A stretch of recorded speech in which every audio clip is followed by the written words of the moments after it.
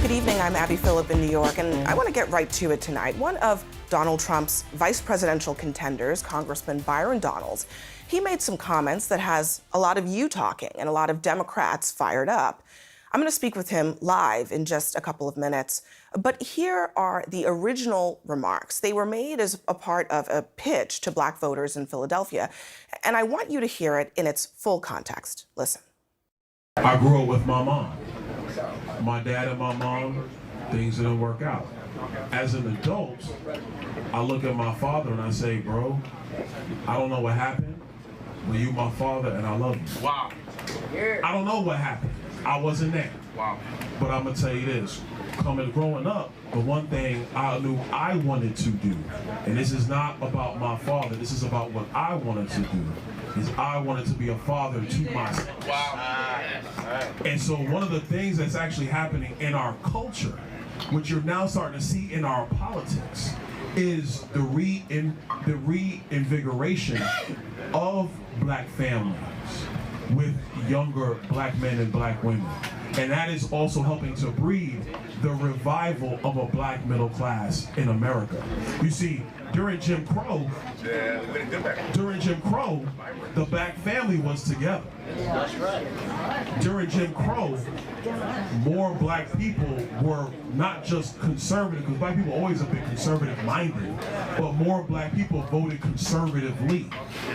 And then HEW, Lyndon Johnson, and then you go down that road, and now we are where we are. What's happened in America the last 10 years, and I say it because it's my contemporaries, it's Wesley's contemporaries, you're starting to see more black people be married in homes, raising kids. It's when you home with your wife raising your kids, and then you look at the world, you're saying, now wait a minute, time out. This does not look right. How can I get something to my kids? It goes back to the conversation of generational wealth. Not just having a job, generational wealth. Now, we should note that many Democrats who jumped on Donalds today claimed that he said that blacks were, quote, better off. As you heard there, he didn't use those exact words in the clip, but the congressman joins me now to talk about that. Congressman, thank you for being here. I want to just focus on really the substance of what you were saying or trying to say in that clip.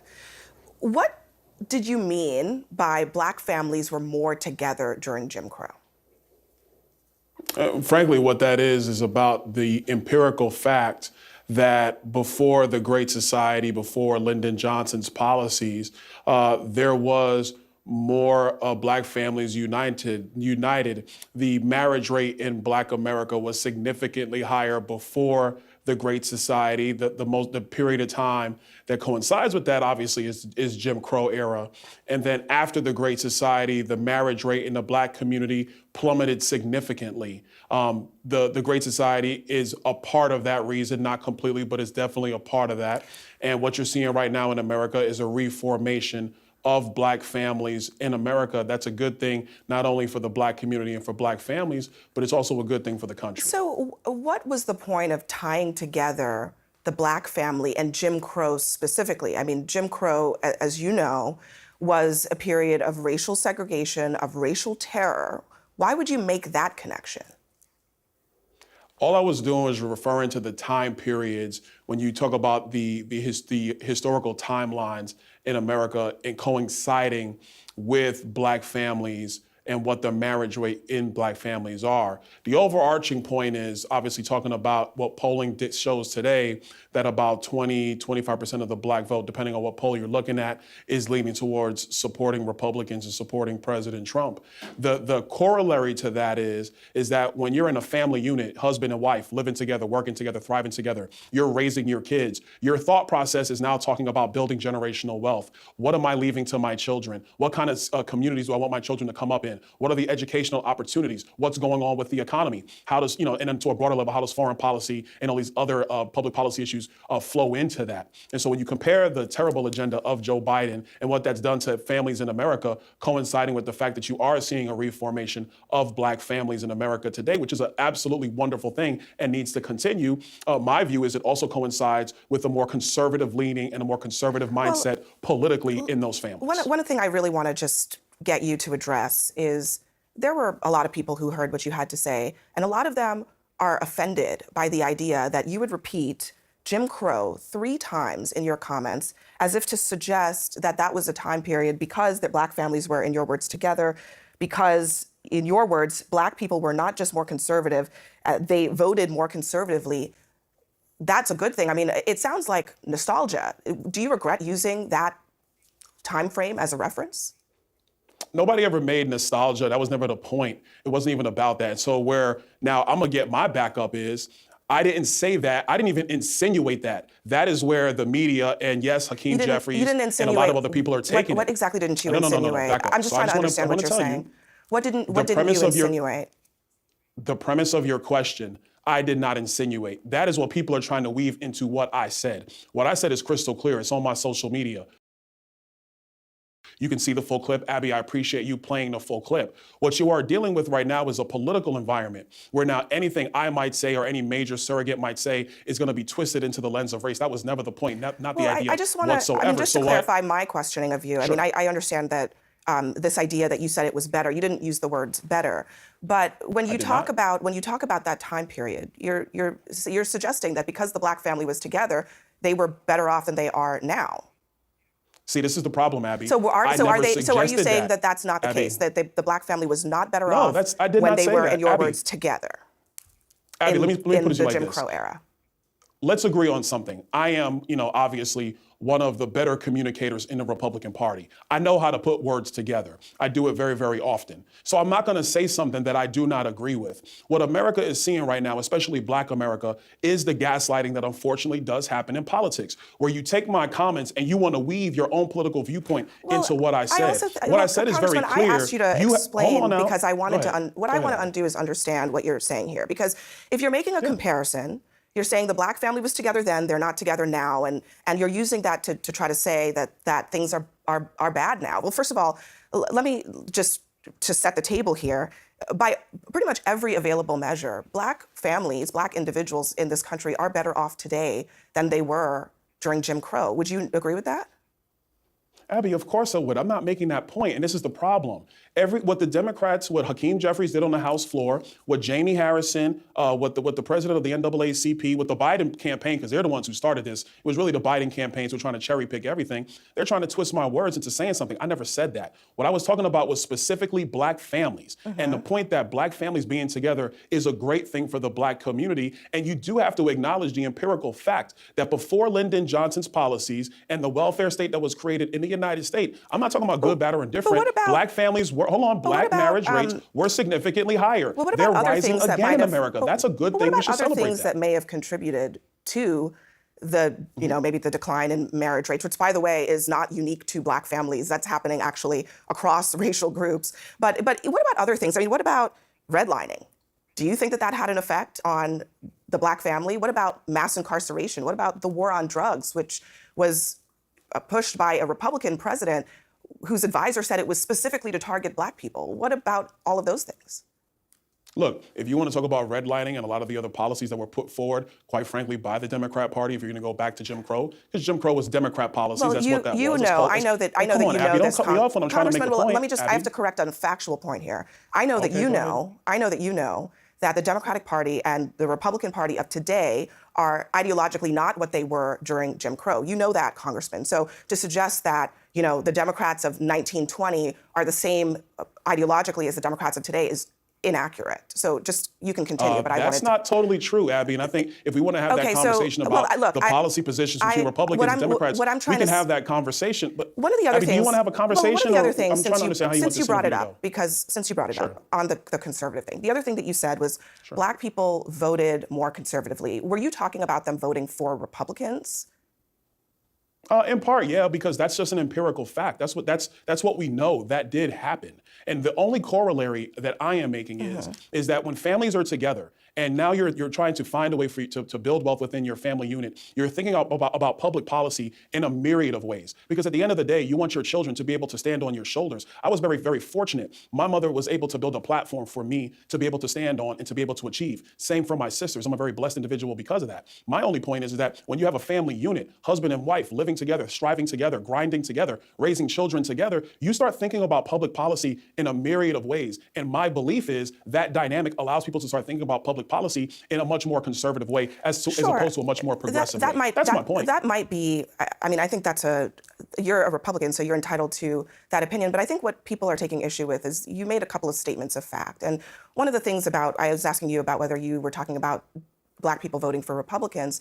You know, in the time period that you're talking about, the LBJ time period, they started voting for Democrats. And the reason is because of civil rights, because a Democratic president was passing bills that gave them rights. The Voting Rights Act, the Civil Rights Act of 1965, the Housing Fairness Act. So do you acknowledge that when Democrats Black voters vote for Democrats, it's actually because there's a history there. There's a reason that they voted for Democrats in that time period, not because they were just getting welfare money.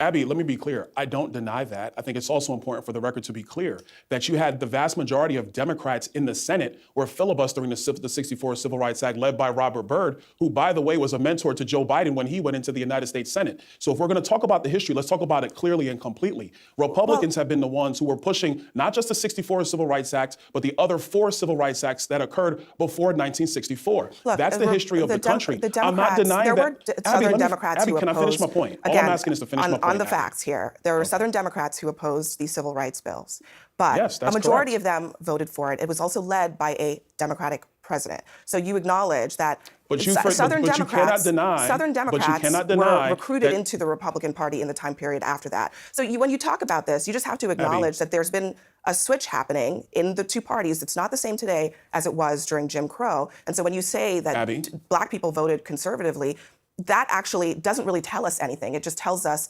that they voted for the Republican Party, which is a different thing than it is for today.